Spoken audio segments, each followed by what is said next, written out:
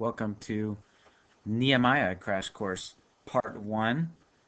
Today we'll be looking at pages 138 and 139 from the notes. Remember that when you see the stuff up there on the screen and you want to get the writing down and don't want to hear me, just hit the pause button and scribble your stuff down, and then you can hit play, and go from there.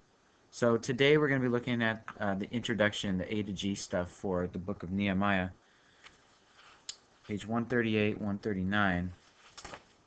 And we see just in the very first verses, Nehemiah contains the words of Nehemiah the son of Hakaliah. And he goes on to explain where he is and what he's doing and what's the reason that he's writing and all those good things. Here's the pages from our stuff. This is page 138. Start at the top here. Nehemiah introduction. This is in your handouts, the Nelson page on the at a glance. So you might want to take a look at that at some point. But this is probably what you're interested in here. Start with our overview. We mentioned when we were studying Ezra that Ezra and Nehemiah were originally one book in the Hebrew Bible. There's probably reasons for that we'll get to when we get down to the authorship. But there you are, Ezra and Nehemiah, one book. Nehemiah leads another group back from captivity. And so this will be the third group, first group being under Zerubbabel, second group with Ezra and his band of jolly Levites and priests and whatnot.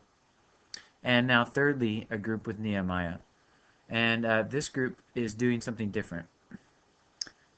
He does come back as a governor the second time that he arrives, but his first time he goes with a specific job in mind. First group, they came to rebuild the temple. Second group, they came to rebuild the people. Third group, they come to secure the city of Jerusalem.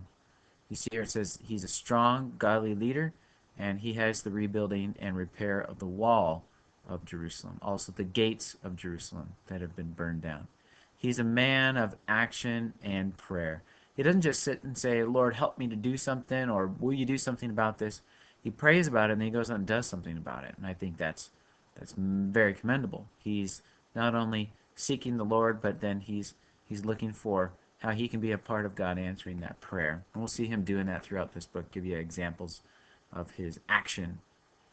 So the deal with securing the walls is to reestablish Jerusalem as a large, important, holy city. And if they're being threatened and there's the possibility of attack, and they're not able to defend themselves and secure the city, then people aren't going to come to Jerusalem for the festivals. They're not going to come and stay there and do their sacrifices. They're going to find something else to do. So this is an important part of the whole component of rebuilding the temple, place of worship, rebuilding the people to worship, and then making that secure and safe for them to do, and building this city up to make it big and glorious, the capital city again. Here's our basic outline. So you want to probably pause and scribble those things down. We have here that Nehemiah returns in chapters 1 and 2. He'll give a list of the people he's going with and the situation of which he decided to go. The walls are rebuilt in chapters 2 through 7. There's lots of details about the sections of the walls and who is in charge of what part of rebuilding.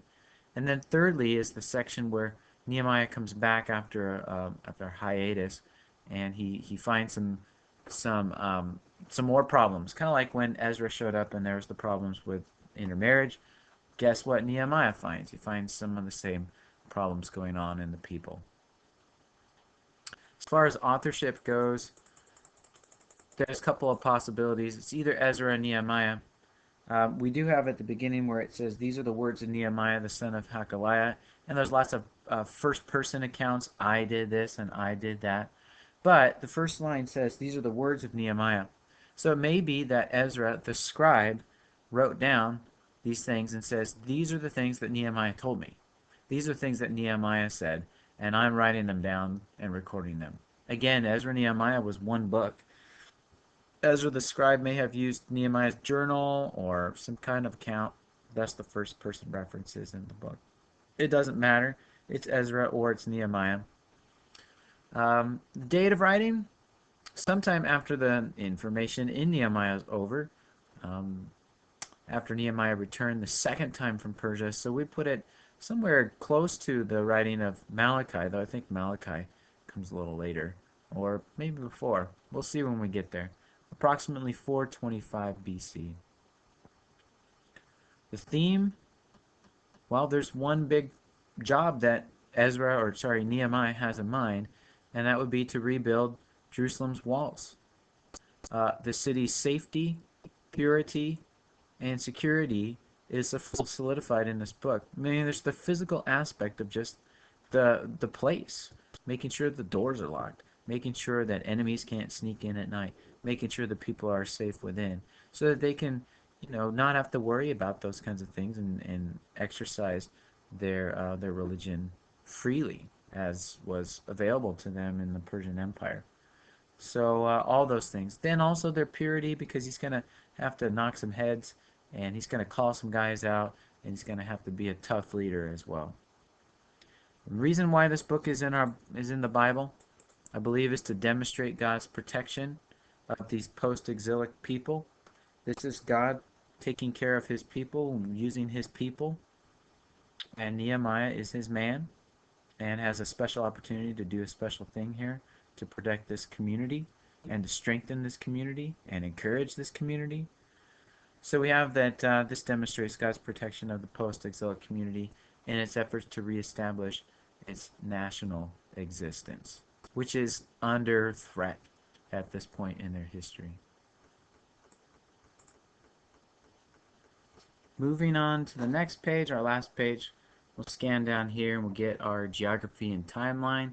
So this is another good opportunity to hit pause and write those things in there. I would tell you this one thing. This thing right here is the broken line, and that just means a long time passes and it's not to scale. You see we got 444, 425, and then the broken axis to 4 BC with the birth of Christ. So first up, 538, right after Cyrus's decree, we have the first return of exiles under Zerubbabel. In there you also have Ezra. But then 444, Nehemiah's first return that he does to rebuild the walls. And then he goes back because of his duties back in Persia. The second time he comes back as a governor with more authority to do things. That happens in 425 BC, 400 and some odd years before the birth of Christ. We have the period of silence in here at the end of the Old Testament. Here's also a kind of sketchy map. You have some better maps in your handouts showing the extent of the Persian Empire at the time of Ezra. It went all the way into India and all the way over into Greece. Later on we're going to have the battles between Greece and Persia, but that's later. That's after this account. But they were going into those areas, all the way down into Egypt, Fertile Crescent, all Persian Empire. And you have here that the people traveling back along, I guess with Nehemiah, it says Ezra's leadership, but he would have had to travel back as well with the folks that he went to. The chronology of Nehemiah, there's some specific references to specific dates, both month and year. Even if you look at the very first chapter, Nehemiah gives some very specific time reckonings here. It happened in the month of Chislev in the 20th year. This would probably be the 20th year of somebody's reign. I was in Susa, the citadel, and he gives an account of what's going on. But very specific timeline here for events in the book of Nehemiah. So there he is. His brother brings him a report from Jerusalem, 20th year of Artaxerxes, 445, 444 BC. And then he goes before him as his cupbearer to ask him permission to go. He goes and makes his trip. And then you get very specifically in the 6th month on the 25th day, 7th month, 15th to the 22nd day to celebrate the Feast of Booths. You have the last event recorded before he leaves. They fast and confess their sins. And then the gap where he leaves and comes back in the 32nd year of Artaxerxes, 433 to 432. The key verse for for this book is Nehemiah 2:20. Now you have it in your stuff. I'll go to it really quickly here and show you why I think this is the key verse. Here in Nehemiah 2, you have some people writing letters and threatening and trying to intimidate Nehemiah and make him stop doing what he's doing. And he tells them a few things too. He says, I told them of the hand of my God that had been upon me for good, also of the word that the king had spoken to me, and they said, let's rise up and build.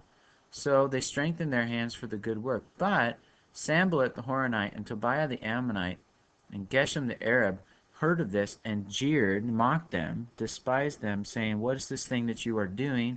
Are you rebelling against the king? And here's our key verse, his reply. Then I replied to them, and I kind of, could sense a little attitude in his voice. The God of heaven will make us prosper, and we, his servants, will arise and build. But you have no portion or right or claim in Jerusalem. Now, it's in a slightly different version in the NAS, but you get the gist here. He's saying, we're going to depend on God. This is the job that he wants us to do. We're not going to be afraid, and you don't have any right to do anything here. And so take that. So that concludes our part one here of our introduction. Coming up next is part two, where we'll go through Nehemiah's outline, and we'll look particularly at the first chapter and see kind of where that leads us.